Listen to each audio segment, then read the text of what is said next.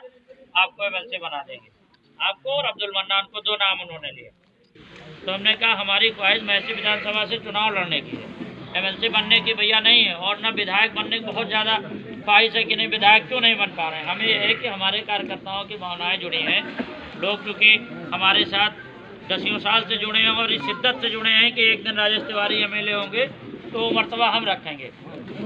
उस भावना को पूरा करने के लिए हमारी ख्वाहिश है कि भैया इस बार टिकट दिला दीजिए, और ये भी आपसे वादा करते हैं कि अगर नहीं जीत पाए तो आप स्टाम्प पे लिखवा लीजिए हमसे, अगर हम चुनाव इस बार नहीं जीत पाए तो पूरी ज़िंदगी समाजवादी पार्टी में रहूँगा और कभी टिकट नहीं मांगूंगा। वो स्टाम्प जब चुनाव आएगा अगर हम मांगेंगे तो वही दिखा देना हमको। इस तरीके का हमने उनसे कहा, लेकिन उन्होंने यही कहा कि नहीं ओझा 2 बार के एमएलए रहे हैं और कैसे क्या होगा। तो हमने कहा अच्छा आप एक काम हमारे साथ करिए, हमारे साथ चलिए राष्ट्रीय अध्यक्ष जी के पास हमको लेके, और ये कहिए कि 15 साल से इन्होंने ईमानदारी से पार्टी की मदद की है, क्षेत्र की जनता के बीच में रहे हैं और हम चाह रहे हैं कि इनको टिकट दे दिया जाए, इतना कह दीजिए।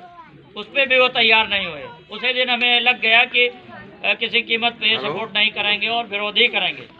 फिर हमने पैरवी वहाँ शुरू करी राष्ट्रीय अध्यक्ष जी से अकेले मिलने की कि जब इनका सहारा नहीं है।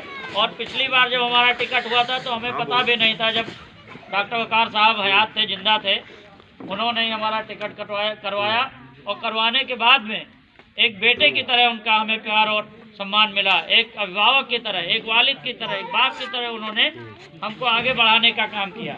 और हम उसी पैटर्न पे जब चुनाव हमारे यासर शाह चंद वोट से जीते और हम कुछ वोट से हार गए, डॉक्टर साहब अपने दूसरे कैंप में काउंटिंग करा रहे थे वकार साहब, हम आके डॉक्टर साहब से हमने कहा कि डॉक्टर साहब बधाई हो, आँख में आंसू छलछला आए। हमें वो सीन आज भी याद है, कुर्सी पे बैठे थे ऐसे घूमे तो आँख बिल्कुल आंसू से उनके भर गए।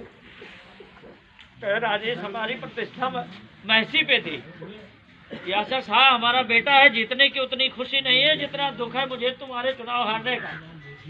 क्योंकि माननीय मुलायम सिंह जी से उन्होंने कहा था कि ये लड़का जीत के आएगा, इसको टिकट दे दीजिए।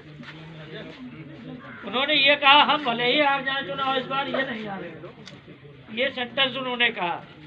शायद हमारा बाप भी होता तो उस लहजे में नहीं कह पाता।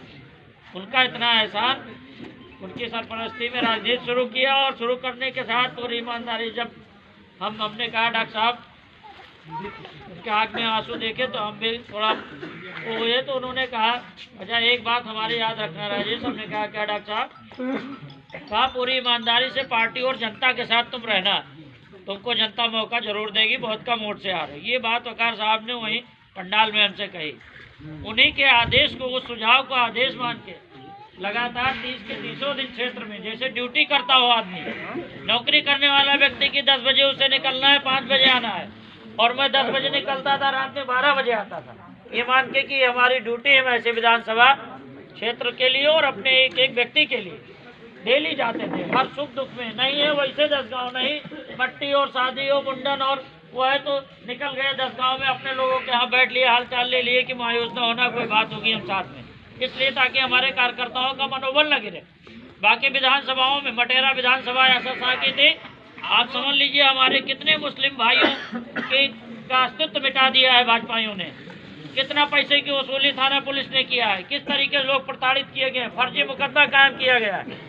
लेकिन मैसी विधानसभा में आप बता दीजिए एक हमारा कोई कार्यकर्ता खड़ा होकर कहे कि उसका उत्पीड़न हुआ या उत्पीड़न हुआ हमसे कहा और हम चट्टान की तरह उसके साथ न खड़े रहे हों। एक परिवार, एक बेटे वाला, एक भाई वाला रिश्ता और वही सम्मान और हम प्रेम हमेशा मिला।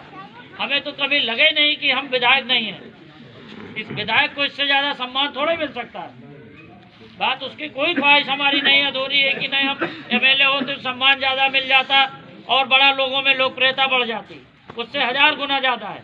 लेकिन दुख इस बात का है कि हमारे हजारों और लाखों लोगों की भावनाएं जुड़ी थी।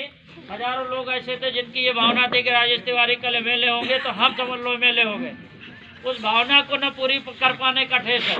मलाल सिर्फ उस बात का है, दुख और तकलीफ दिल में इस बात की है, बाकी कोई दुख तकलीफ नहीं है। हम तो अपने लोगों के साथ जिस तरीके से कदम रखा राजनीति में तब से और ताउम्र ऐसे खड़े रहेंगे अपने लोगों के साथ। एक एक दिन मेरा मेरे शरीर का खून का एक एक कतरा हमारे कार्यकर्ताओं की है। इसमें अभी किसी पे आ जाएगी खून की जरूरत है तो राजेश तिवारी पहले अपना हाथ देंगे कि निकाल लेंगे।